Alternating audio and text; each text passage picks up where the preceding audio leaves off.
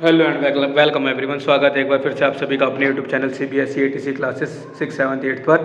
तो आज की इस वीडियो में हम क्लास 8 का जो चैप्टर हमारा micro organism friend and foe है, इसके जितने भी MCQs, fill in the blanks और जो ट्रू फॉल्स हो सकते हैं, जो आपके एग्जाम्स में जो स्टार्टिंग में 15-20 क्वेश्चन होते हैं उनमें यही सारी चीज़ें आती हैं, तो उनके ऊपर डिस्कस करने वाले हैं। तो अगर हम पहला क्वेश्चन देखें तो सबसे पहला क्वेश्चन हमारे को दे रखा है, tiny organism which we can be seen with the naked eyes are called. वो सारे के सारे छोटे ऑर्गेनिज्म जिनको हम अपनी नॉर्मल आंखों से देख पाते हैं उनको हम क्या कहते हैं। तो हमारे ऑप्शन में दे रखा है micro organism, animals, fungi, bacteria. तो इन सभी को हम माइक्रो ऑर्गेनिजम्स कहते हैं। तो इसका हमारा आंसर हो जाएगा पहले वाला, माइक्रो ऑर्गेनिजम्स। ओके, सेकंड पे चलते हैं। सेकंड को देखते हैं। सेकंड में दे रखा है micro organism are also known as. Micro organism को हम जानते हैं किस किस नामों से, ईस्ट, माइक्रोब्स, वायरस, अमीबा। तो माइक्रो ऑर्गेनिज्म को हम माइक्रोब्स के नाम से जानते हैं। तो ऑप्शन नंबर बी हमारा इसका ठीक हो जाएगा इस वाले क्वेश्चन में। आगे बढ़ते हैं तीसरे क्वेश्चन पे। तो fungus can be seen with a dash. Fungus को हम किस चीज़ से देख सकते हैं? सबसे पहले दे रखा है हमारे को माइक्रोस्कोप, दूसरा दे रखा है टेलीस्कोप, तीसरा दे रखा है magnifying glass, and last option दे रखा है हमारे को ANC। ANC मतलब माइक्रोस्कोप और मैग्नीफाइंग ग्लास दोनों से देखा जा सकता है। तो तीसरे वाले का आंसर हमारा हो जाएगा ऑप्शन नंबर डी, क्योंकि हम ये जो फंगस होता है ये हमारा माइक्रोस्कोप से भी दिख जाता है, साथ में हमारा मैग्नीफाइंग ग्लास से भी दिख जाता है। तो इसका हम लगा देते हैं ऑप्शन नंबर डी पे सही, जो कि हो जाएगा बोथ ए एंड सी। आगे बढ़ते हैं। Micro organism that cause disease are also known as. Micro organism जो कि बीमारी को पैदा करते हैं उनको हम क्या कहते हैं? तो जो भी माइक्रो ऑर्गेनिज्म बीमारी को पैदा करते हैं उनको हम बोलते हैं पैथोजन्स। हमने लॉन्ग क्वेश्चन में भी क्वेश्चन करा था डिफाइन पैथोजन। तो पैथोजन वो होते हैं जो बीमारी को पैदा करते हैं। क्वेश्चन नंबर 5 पे देखें तो पैथोजन्स आर कोल्ड। पैथोजन्स को हम क्या कहते हैं? फिफ्थ क्वेश्चन हमसे पूछा गया है कि पैथोजन को हम क्या कहते हैं? जर्म्स कहते हैं, एंटीजन कहते हैं, एंटीबॉडी कहते हैं, कैरियर कहते हैं। तो पैथोजन्स को हम जर्म्स भी कहते हैं। जर्म्स होते हैं जो बीमारी को पैदा करवाते हैं या करते हैं। आगे देखते हैं क्वेश्चन नंबर 6 पे देखें। क्वेश्चन नंबर 6 में हमें दे रखा है bacteria are organism multicellular, unicellular, bicellular और ट्राईसेलुलर। जो बैक्टीरिया हमारे किस प्रकार के? तो बैक्टीरिया हमारा यूनिसेलुलर होता है। जब हमने क्वेश्चन डिस्कस करा था कि हमारे माइक्रोनिज्म कहाँ पे रहते हैं, तो उसमें हमने देखा था कि जो बैक्टीरिया है हमारा यूनिसेलुलर ऑर्गेनिज्म है। Bacteria is unicellular. Seventh question को देखें तो bacilli are the bacteria that are. Bacilli एक बैक्टीरिया होता है जो कि कैसा होता है? रॉड शेप्ड होता है, कोमा शेप्ड होता है, कर्व शेप्ड होता है या फिर स्पाइरल होता है। तो जो हमारा बेसिली होता है ना, ये हमारा रॉड शेप्ड होता है। ध्यान रहे, बेसिली कैसा होता है? रॉड शेप्ड होता है। आगे बढ़ते हैं क्वेश्चन नंबर 8 की तरफ। तो क्वेश्चन नंबर 8 में हमको दे रखा है spherical shaped bacteria are called. जो स्पेरिकल शेप का बैक्टीरिया होता है उसको हम क्या कहते हैं? तो उसको हम कहते हैं कोकोई। स्पेरिकल शेप बैक्टीरिया को हम कहते हैं कोकोई। नाइन्थ क्वेश्चन को देखें तो simple plant like organisms micro organisms are called. जो पौधे की तरह दिखने वाले माइक्रो ऑर्गेनिजम्स होते हैं उनको हम क्या कहते हैं? तो पौधे की तरह दिखने वाले ऑर्गेनिज्म होते हैं इनको हम एल्गी कहते हैं, एल्गी। आगे देखें क्वेश्चन नंबर 10 को। तो क्वेश्चन नंबर 10 में दे रखा है medium that transmit pathogen from an infected person to a healthy person is called fungi. वो मीडियम जो कि मतलब ट्रांसमिट करता है, एक से दूसरे में पहुंचाता है pathogen, transmit pathogen from an infected to an healthy person, उसको हम क्या कहते हैं? जो मतलब एक जगह से लेकर दूसरी जगह पे पहुंचाने का काम करता है, जो एक से दूसरी जगह पहुंचाता है उसको हम कहते हैं कैरियर। आगे पढ़े क्वेश्चन नंबर 10 की तरफ। तो क्वेश्चन नंबर 10 में हमें दे रखा है मेडिसिन डेट किल और stop the growth of harmful disease causing microbes is known as. वो दवाइयाँ जो कि या तो किल कर दे या फिर स्टॉप कर दे growth of harmful disease causing microbes, उसको हम क्या कहते हैं? तो उन दवाइयों को हम कहते हैं एंटीबायोटिक्स। आगे बढ़े 12th क्वेश्चन। तो 12th क्वेश्चन हमसे पूछा गया है the process in which sugar in the food is transformed into alcohol and carbon dioxide by using micro organism known as. वो प्रोसेस जिसके अंदर शुगर से हम अल्कोहल में कन्वर्जन कहते हैं, उस प्रोसेस को हम कहते हैं फर्मेंटेशन। ऑप्शन नंबर सी सही हो जाएगा हमारा, फर्मेंटेशन। 13th क्वेश्चन में हमसे पूछा गया है the fungus that are commonly used in bakery and beverage industry is.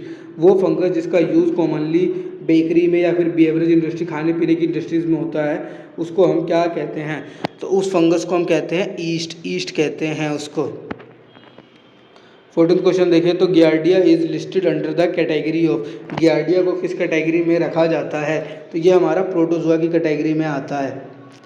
15th question देखें तो 15th में पूछा गया है substance use to produce immunity against disease in the living body is called, उस सब्सटेंस का नाम बताइए जो कि प्रोड्यूस करता है इम्यूनिटी अगेंस्ट डिसीज, बीमारी के अगेंस्ट हमारे बॉडी के अंदर, उसको क्या कहते हैं? तो वो होती है हमारी वैक्सीन। जब हम वैक्सीन लेते हैं तो वैक्सीन प्रोड्यूस करता है इम्यूनिटी, जिससे कि हम बीमारियों से लड़ पाते हैं। ये तो होगा हमारे थोड़े से वो क्या कहते हैं MCQ। अब आ जाते हैं अपने कुछ फिलिंदा ब्लैंक्स की तरफ। तो सबसे पहला फिलिंदा ब्लैंक्स दे रखा है हमारे को, bacteria and fungi protozoa and dash are the major 4 groups of micro organism. चौथे ग्रुप का नाम बताना, चौथा ग्रुप क्या होता है? तो चौथा ग्रुप हमारा होता है एल्गी। चौथे ग्रुप का नाम आप लिख देंगे ALGAE, एल्गी। सेकंड क्वेश्चन को देखें। सेकंड क्वेश्चन हमसे पूछा गया है, 2 micro organism which are symbiotic association in lichen dash and none. Lichen के अंदर जो सिम्बायोटिक रिलेशन बनाते हैं उनका नाम क्या है? तो एक होता है हमारा अलगी और दूसरा होता है हमारा फंगस। इसमें आप लिख लेंगे छोटा सा FUNGUS, फंगस।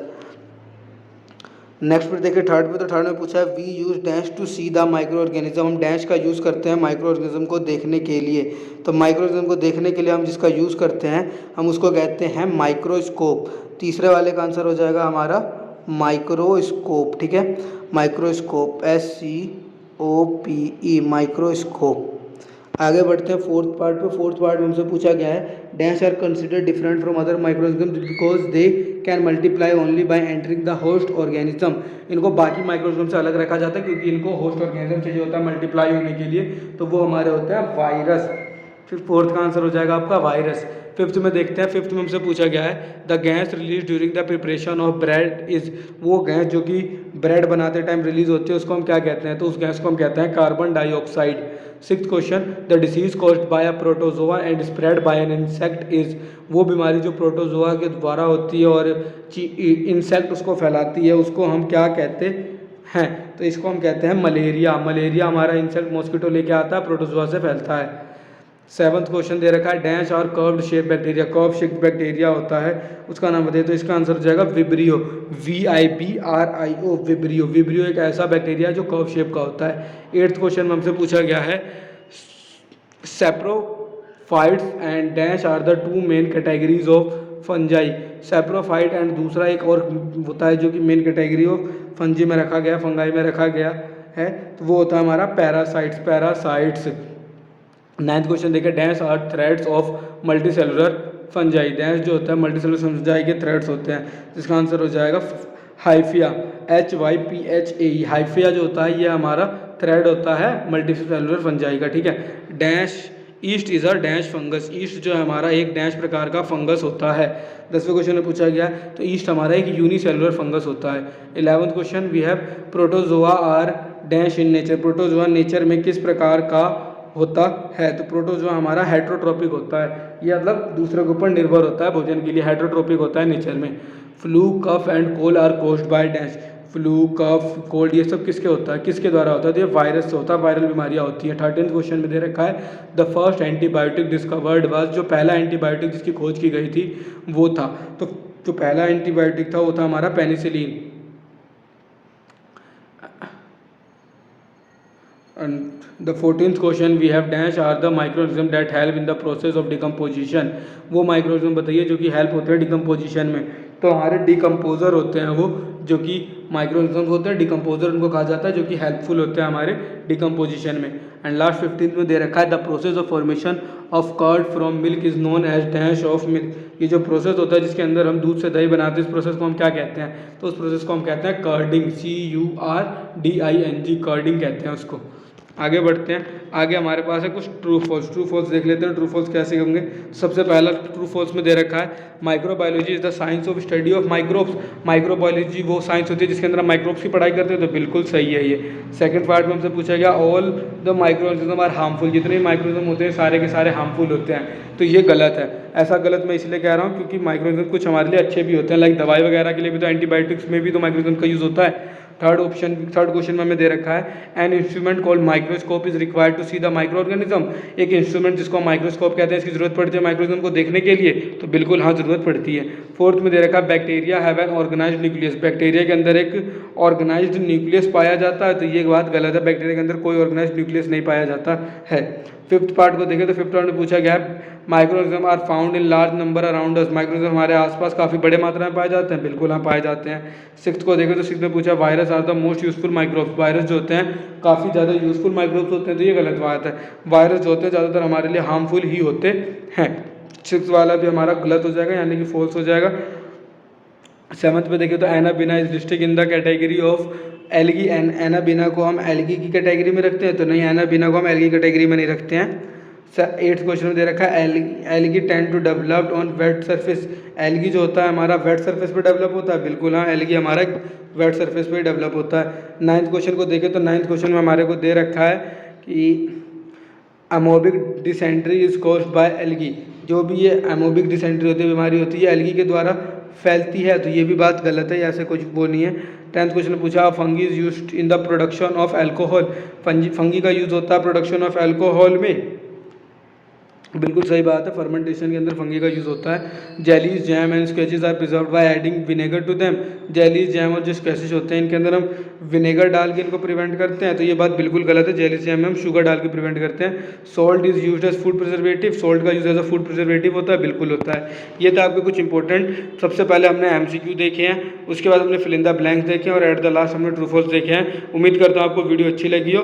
अगर फिर भी कोई डाउट बचता है तो आप कोई भी क्वेश्चन हमसे कमेंट सेक्शन में पूछ सकते हैं। जब तक के लिए धन्यवाद, मिलते हैं अगली वीडियो में। अगर वीडियो अच्छी लगी हो तो अपने दोस्तों के साथ शेयर करें, चैनल को सब्सक्राइब नहीं करा है तो चैनल को सब्सक्राइब जरूर कर दें।